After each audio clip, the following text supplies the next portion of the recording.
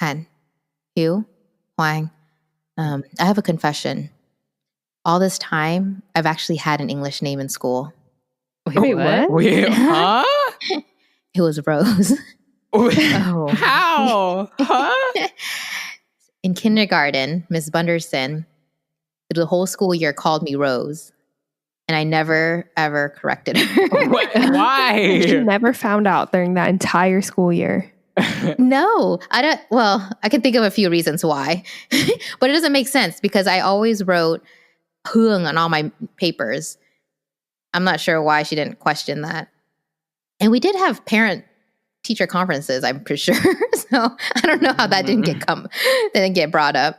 But I think it had to do with the beginning of the school year when Maya had dropped me off for the first day. And Maya had really limited English. So I think there was some miscommunication between Miss Bunderson and Maya about what my name, or maybe, I don't know what happened, but Rose probably came out of it. And I was called Rose throughout the whole school year. And I did try to correct Miss Bunderson. I want to make sure that that point is made because I would go home on Sunday over the weekend and I plan out my sentences because English was my second language. I had to formulate these sentences in my mind. Then came Monday. Then I decided I'll do it on Tuesday. I was like, you know what? Wednesday is a better time. I see how this goes. Yeah. So then I approached Mrs. Bunderson and I go, Ms. Bunderson, I have something to tell you. How do you pronounce this word in the book? Wait. Or how do you color this again?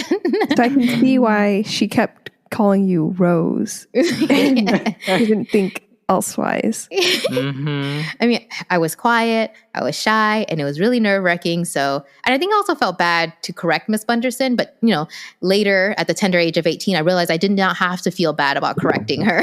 I'm sorry, what age of 18? When you're still young, but you're entering college. Okay.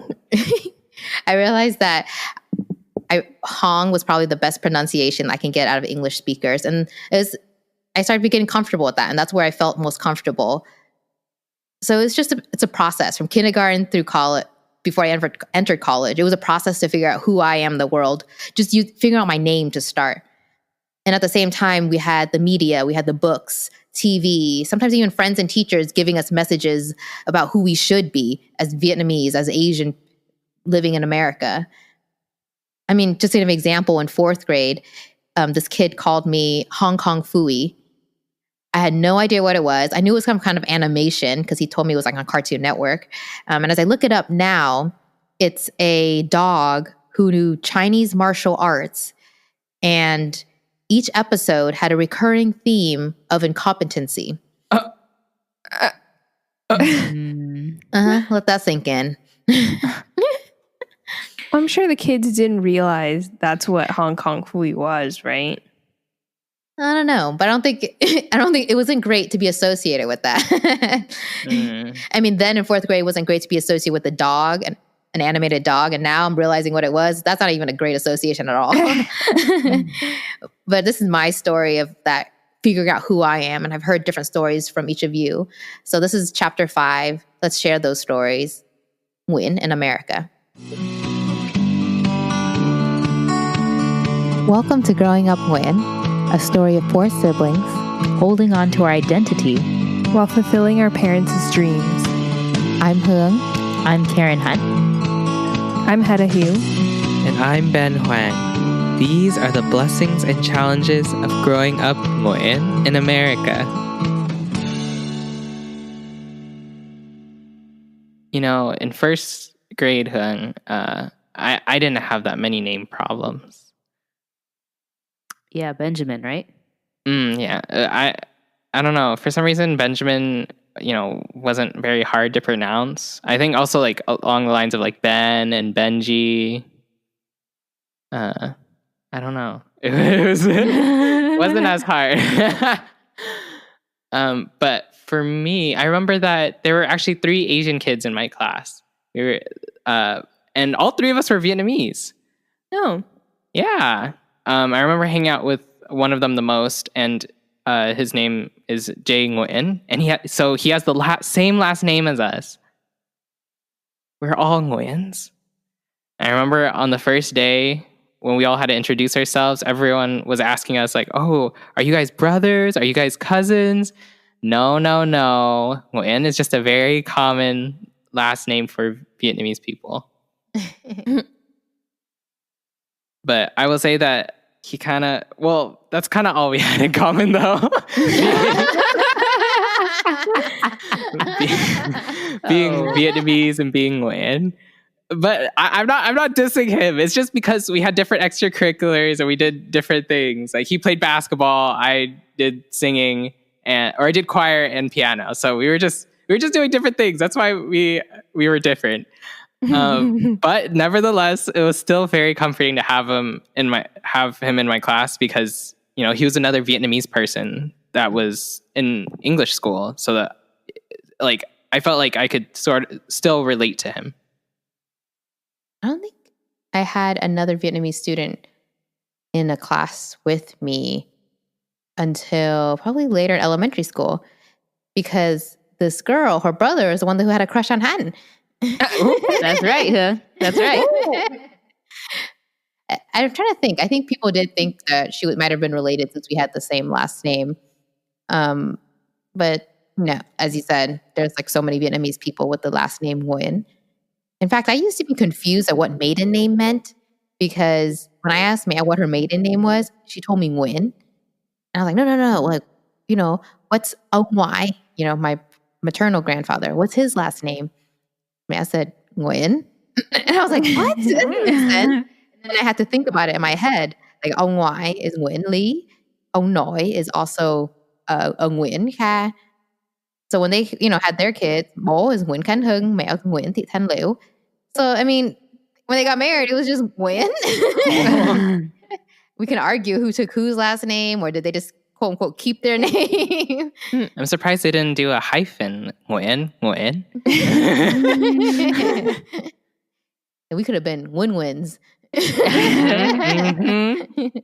Not gonna lie, for a short period of time, I thought bố mẹ might have been like brothers and sisters, and I was like, oh my gosh. I'm pretty sure we really after doing the family tree project, I think we made the conclusion that they were not. Yes. Not everyone with the same last name Nguyen is related.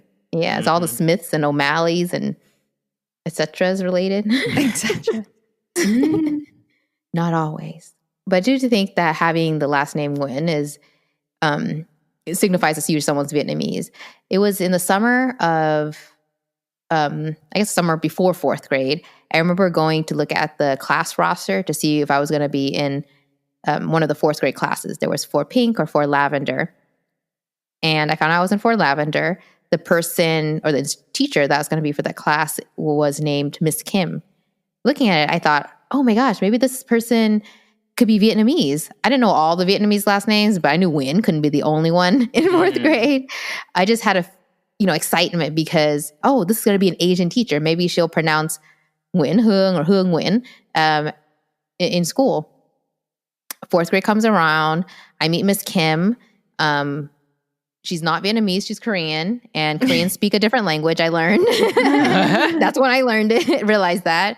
And she called me Hong. But I mean, nevertheless, that wasn't so much of a big deal. I would think I was still more just excited and really just felt like I could relate to someone that was also Asian. And to have her be a leader in front of the classroom was just so, I don't know, I just think for a young person, it just means a lot. Mm-hmm. Yeah, I agree. And I'm just struggling to think right now, did I have any Asian teachers? Well, we wouldn't know, Hen. You were the one that went to school. Well, there's Viet Ngữ. Oh, that's true. Yeah. And okay, I guess so. I don't know. I just But what about through your American school curriculum? Because I think that's where you spend most of your time. So from kindergarten all the way through grad school. I can't think of one. But maybe I'm just not, it's not coming to me. But maybe I had one. I just can't think of one right now. We're going to pull up all your old report cards and look at all the names and jog your memory. Oh man. Speaking of old report cards, I actually was going through some old papers. You actually still have them? Both kept them. Oh, okay. Yeah. So I found my kindergarten report card. Ooh. Yes, and let me read you the comments of the first triad. Academically, Karin is doing outstanding work. She is highly motivated to learn and do well. Socially, Karin needs to make a greater effort. Oh. Her classmates like her, but Karin is standoffish. Ooh. Oh, whoa. Ew. How are you going Yeah. to call a kindergartner standoffish? I'm really glad I didn't know how to read this during that time. God damn. But I don't know, it's pretty rough. Like I just thinking about it now, I would have wanted my teacher to know that I was raised by my grandmother, and so the language we spoke comfortably at home was Vietnamese and not English. So there was that kind of, I had to get really comfortable with the English language being in the English school system. But also at that age, Hương was like my main playmate, and then she was off in another grade. And so I had to learn to socialize by myself. And it's a lot for a kid. Yeah, it's overwhelming. You know, one of the things with having Miss Kim as a teacher was realizing that this is someone who's also living in a bicultural world. And I feel like she was someone who could understand that. Or having parents that spoke a different language, and being a first generation who's learning two languages at the same time in school. So I do think just having a teacher that looks like you and maybe kind of understand the immigrant experience is just really important. But even more importantly, just to have someone, you know, that's a leader that looks like you in front of the classroom. Yeah, I think I agree. That's really important. Can I just take it back to my second triad comments? Oh, please do. Please do, Han. Here we go. Karin is a kind and intelligent girl. She tries very hard to do her best work. She has made many friends now and is extremely popular. Wow. Progress. Mm-hmm. Well, that's nice of her. I'm going to tell you, hon, I had a gut feeling. I didn't really like your kindergarten teacher. What? I'm not sure if that helped anything. Not to my kindergarten self, no. I don't think it helps much now. But I can see how her having a better understanding of your background could have made your life easier. Not easier, but she probably wouldn't be writing these nonsense comments on a kindergartner's report. No. The first year, too. It was your first year, first triad. Do you know, do you remember her name? Miss Mitchell. That's You right. know That's what not so Mitch bad. rhymes with? Oh my gosh.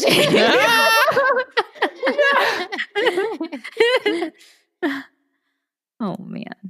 I remember going into high school. So, you know, Miss Kim, her husband was actually also a teacher at Bishop O'Dowd. Oh, yeah. At our high school. Mm-hmm. Actually, there was this one time I was in a classroom after school, and I was waiting for bowl, classic, picked up late, and I had a phone charm on my red BlackBerry. Red BlackBerry. Yeah. And Go back. my friend had just bought it in China, and so I stuck it on my phone or whatever, and her husband made a comment about the phone charm and was like, "Oh, that's like so Asian." And I was like, because first of all, I was like, what is that? Where I didn't realize having a phone charm made you quote unquote so Asian.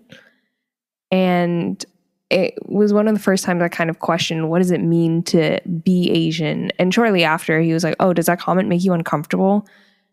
In like almost a sarcastic kind of way. But also keep in mind, he's, I believe, Chinese American. And so I'm not sure if he did this to make me think about it or just kind of was throwing the question out there in general. But it really did make me think, what did it mean to be Asian? Because, yeah, growing up, we didn't know many other Vietnamese Americans. And just saying so Asian kind of seemed it, well, I can't talk, equivalent of too Asian. And that seemed to mean that it was not cool to, well, one, have the phone charm, and two, be proud of being Asian American. I mean, you said we didn't grow up with Vietnamese Americans. I don't think we grew up with any other Asians around us too much either throughout schooling. Right. I will say the phone charm is handy to help pull the phone out of the bag. That's Probably true. how it broke. Yeah. I'm just thinking about my high school experience, and there's one friend I had, we'll just call her T for short, where she grew up in a predominantly Asian, she wasn't Asian herself, but she grew up in a predominantly Asian neighborhood. And we hung out a lot. So in high school, we would have lunch together. We'd take similar classes, and she would come over sometimes to our house, and then we'd do homework together. But what's the key about our relationship was we discussed the topics that allowed me to be okay with breaking from these stereotypes of what it meant to be Asian. And stereotypes are kind of another form of bias where, so for example, she was okay. I didn't have to get straight A's, though I really tried. I didn't have to be so thin that my wrists were considered dainty. And I think that was really popular at the time, the white skin. I didn't have to have... It's still popular. Yeah, it still is. Yeah. I didn't have to have the porcelain white skin. And I could get annoyed or angry and feel those emotions of just disbelief when someone would comment or ask me oh, how was your English so good? Or why, where are you from? Because you don't have an accent. I guess in what I really admire the most for her was she was that bridge for me to where I could feel safe. The safe space where it was okay that I didn't fit into these mold of stereotypes placed upon me. And I think that's a really important space to have, especially during high school years, which can get rough. Mm-hmm. Yeah, I feel like I felt more the rough side of high school than what you're talking about. Oh, really? Yeah, I think high school for me was more of a time when I questioned a lot what being Asian American meant. I remember I went on a research trip to Costa Rica with other students, and we were supposed to be doing a team building exercise. One of the guys in the group, so we're all standing in a line or whatever. I forget what the exercise actually was, but somehow we got to talking about everyone's backgrounds, and I said, I'm Vietnamese. And the guy next to me turned to me and asked if I was a communist. Oh, wow. And not in a joking way, but genuinely oh, are you a communist? And then I got really offended because that was the immediate stereotype and just what he thought of me. And it was clear that he said communist in a condescending way. And just based on our entire family history, it was not, I don't know. And even in that moment, the guy who was supposed to be moderating the whole team building exercise, he kind of just tried to shut it down. Not shut it down, but he didn't really hear either side out and just tried to make it seem like everything was okay.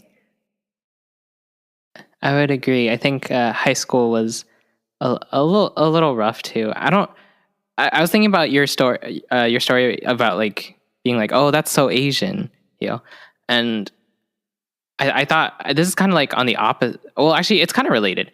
Have you guys ever heard of the term whitewashed? Oh, you're so whitewashed, or yeah, we're not that old. I heard banana. Banana. Have not heard that one, but I guess I heard a lot of the phrase of for an Asian you're so white, or you act white, or something like that. So I think now you can just see two scales. There's where you're too white, quote unquote too white, and the other side is where you're too Asian. And somehow I guess if you want it to be normal, you have to be in the middle, I guess. But what is that middle? How do you balance being too white and too Asian? That makes me think about the time that we were rollerblading in our neighborhood too, just because I think as light-skinned Asian Americans, in some senses, you kind of have light skin privilege in a lot of other senses. Mm-hmm. But I think when we went rollerblading that one time in our neighborhood, it was very clear that that was not actually a thing. Mm-hmm. I think it was the first time that I guess we had felt like really like blatant discrimination. Yeah. I remember we were together, Hugh, and then Hatton and Huang were in front of us. It was an older lady. I don't want to just call her old, but she's older. And she came behind us to say that, oh, we should not be skating around here and we should be skating in our neighborhood. I think I responded, oh, this is our neighborhood. We live just about 2 blocks the other way. And he said, no, you don't. And I was like, why are you telling me where I live? What? Yeah, that's ridiculous. And then we probably went back in the same exchange, like, yeah, I live over there. It's like, no, you don't. I've never seen you here before. And it's like, well, we don't always rollerblade here, but we just came around this way because it was flat and we just wanted to try out the new pavement. Mm-hmm. I remember she said something about scouts not being acceptable in the neighborhood or whatever. And then we told Hatton about it. Yeah, I remember my like exact comment was, do you mean scouts like boys/girl scouts? Yeah. I like, and I was like, no, I think like the scouts that come before they choose a house to burglarize. Which wasn't even a notion I had in my mind. So I was like, oh, that's a thing? Mm-hmm. Man, we're not good criminals. I know. I was like, this feels so ridiculous. Did she think we were just going to like skate through her house to take her things and then go? Like, I don't know. I didn't see this as very efficient planning. No, Huang, we're supposed to scout and see who's home or not. And then we tell somebody else and then they come and burglarize the home. Oh, okay. Thank you for telling me the process. Thank you. But in any case, it was clear that she didn't want us there. Mm-hmm. And we were just all a bit confused why. We couldn't see, why we couldn't rollerblade there. And it was just 4 of us. I believe she threatened to call the police. Oh, yeah, she definitely threatened to call the police. And then as we were going away, I remember telling you about it. I was like, well, what are they going to do? We literally live in the neighborhood, so, and we're not disturbing anyone, so let's just keep going. I think a part of me thought, like, just let her call the police. Like, we'll just say where we live over there. Mm-hmm. And then everyone started coming out of their houses. Yeah. Can you remember that? Mm-hmm. Yeah. It was kind of like a movie when all of a sudden it's like the little hand on the clock turns 5 o'clock or something, and then all of a sudden everyone's rushing out of their house. But in this sense, it was like everyone was going to walk their dog at the same time. Kids were magically playing in the front yard with like balls that weren't there before. Yeah. It definitely left, the whole experience left a big mark on my memory about it. Mm-hmm. Yeah, I think we were all after a while, it became pretty clear that we were just unwelcome in that neighborhood. And we went back to our house, which was around the corner. And we sat outside in the front waiting for Bo, which was in a sense humiliating because yes, there were people going around walking their dogs and stuff. And we were locked outside of the house because we had left through the garage and Bo had left through the garage. And he'd closed it when he left. So we were just waiting for him to come home. Yeah. So there wasn't anything else that we could be doing besides rollerblading. Mm-hmm. But it made me really feel like we didn't belong in that neighborhood. And if we couldn't belong in that neighborhood, what did it mean to be Nguyễn in America? There's no answer to that. We're still figuring that out. Mm-hmm. Yeah, I'm just like trying to. What other things that I think of what it means to be Nguyễn in America is like pop culture, and I have a very clear story that I can share about this. So the music that Bo listened to and that we listened to was like ABBA, Elton John, and Paris by Night, and those were classics in our household. It was during homeroom in high school when this classmate, and I was sitting next to her and she wanted to talk to me and I was trying to make friends. So she asked me, "Oh, what music do you listen to?" I was like, "Oh, just about everything." And she's like, "Oh, what band do you listen to? Like, what's your favorite band?" And I thought, they're no one popular. And then she's like, "Oh, but you have to have like a favorite band." I kind of panicked a little bit. And then, and she's like, "Oh, come on, tell me." She's pressing me for an answer. And then I was like, "Okay, well, we're just going to go with this." I said, "The Beatles."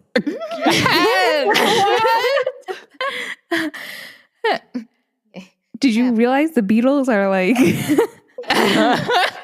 I didn't know at that time that they had their own like musical, they were their own era of music. Yeah.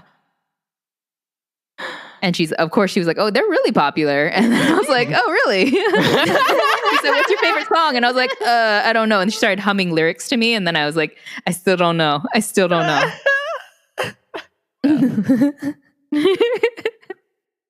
And I guess the reason I tell this story was I felt the need to kind of belong and be a cool Asian, the one that actually could fit in. And so I felt like the need to lie about the music I listened to because I didn't feel comfortable owning up to the fact that I listened to ABBA, Elton John, and Paris by Night.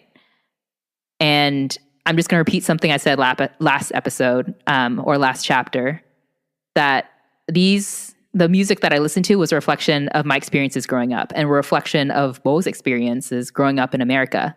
And this aspect of me makes me unique, and I want to own that difference. That's why it's really important that I shared this story. It makes me think about how in the workplace, I don't know if you, now that we're older, Hatton or Hugh, if you felt this going to work, maybe Huang too, if you among your peers, when they asked you, "Oh, do you know about some blank movie reference?" I'm trying to think, like, "Oh, The Godfather," or The Piano Man. The Piano, and the only reason we don't know is because we're growing up in an immigrant family, and we're working 10 a.m. or probably 6 a.m. to like 10 p.m. day and night to make sure that we had a roof over our head, that we were still able to go to school. So, and as first generation immigrants, they were still being connected to their home country by listening to Vietnamese music, Paris by Night, and we would have the children's songs in Vietnamese. So those were the music that we listened to.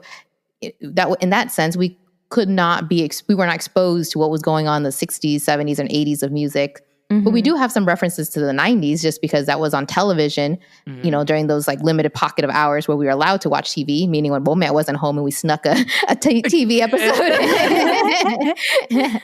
But I think it's definitely different for an immigrant family. And that's why we don't have the same, pop culture references. And we've picked it up along the way, but there's still some that will go over our heads. Okay. Oh gosh, what happened? I know. I was like, what a heavy sigh kind of story. I have a confession. It's been on my mind since the beginning of the chapter. This chapter is a whole bunch of confessions, huh? Yeah. So, you know how? Sorry, this is gonna be really ironic, y'all. So you know how in your even grades you took a diagnostic test? Yeah. Iowa testing. Iowa test? ITBS? I don't know. It starts with an I. Iowa probably. But before you take the test, you have to fill out your name, fill out your address, and then you have to fill out your ethnicity. And so I checked mark Asian, and then I checked white. Oh.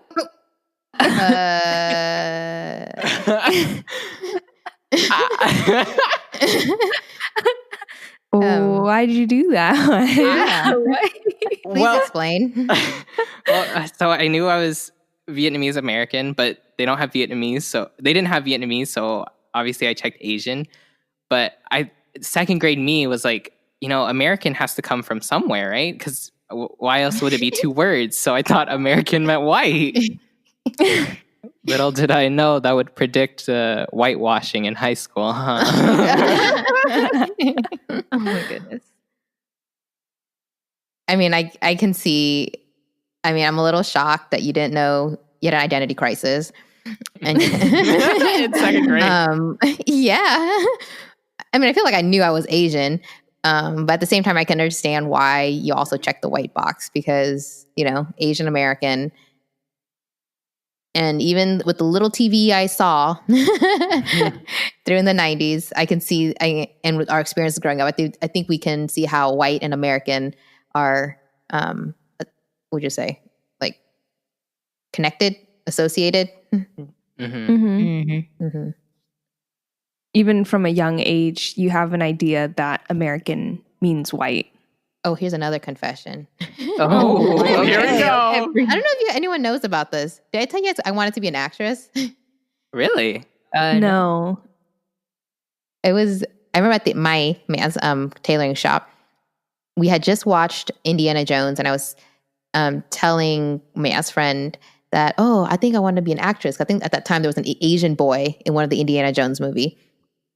And they told me, no, don't do that. You know, do you see how many Asian people in Hollywood? You're never going to get a part. You know, like look at them; they're all white. They're all Mijiang. You're never going to be an actress, and so that squashed any dreams of acting. Wow. So after this, I think we should be on YouTube. So that could be my. I'm sure. Yeah, that's definitely the conclusion of that one. I agree. Yep. Yeah.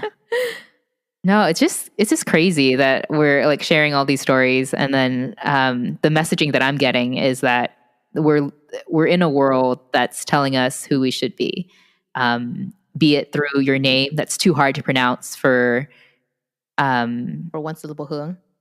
For one syllable Hương, yeah. I'm getting messages socially that I need to be more sociable, even in kindergarten.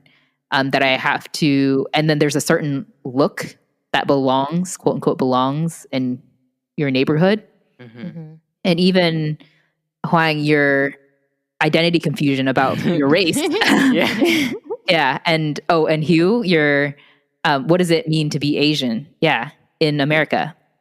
I think all these tie together in that the messaging is insistent that the world is telling like each of us, like what's acceptable, how you should be, how you should express yourself.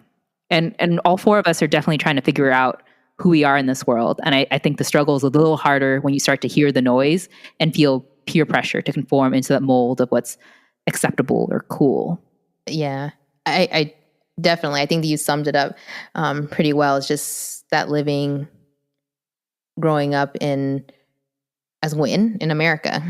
One thing I want to mention is that this is what we experienced here in the Bay Area, but one of the feelings that we had and we were hoping to have is like maybe a more sense of belonging when we visited Vietnam. And we've all had trips. Hatton and I went one time in 2000, and I think Hugh went with us, and so you got a second time later in 2012 with Huang. So I think we definitely had a different experience there in terms of belonging and what it meant to be Vietnamese. Nguyễn, who was born in America, going back to Vietnam. And so let's get into that a little bit in the next chapter. Anything else before we close out? Any more confessions? Last call.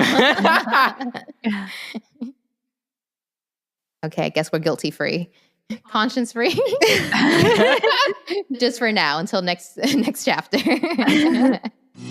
Thanks for listening to our podcast, Growing Up Nguyễn. We'd love to hear what you think about our episode today, so please reach out to us through our website at www.growingupnguyen.com or follow us on Instagram at growing.up.nguyen. If you like this episode, please share it with a friend. We're Hương, Hạnh, Hiếu, and Hoàng, and this is Growing Up Nguyễn.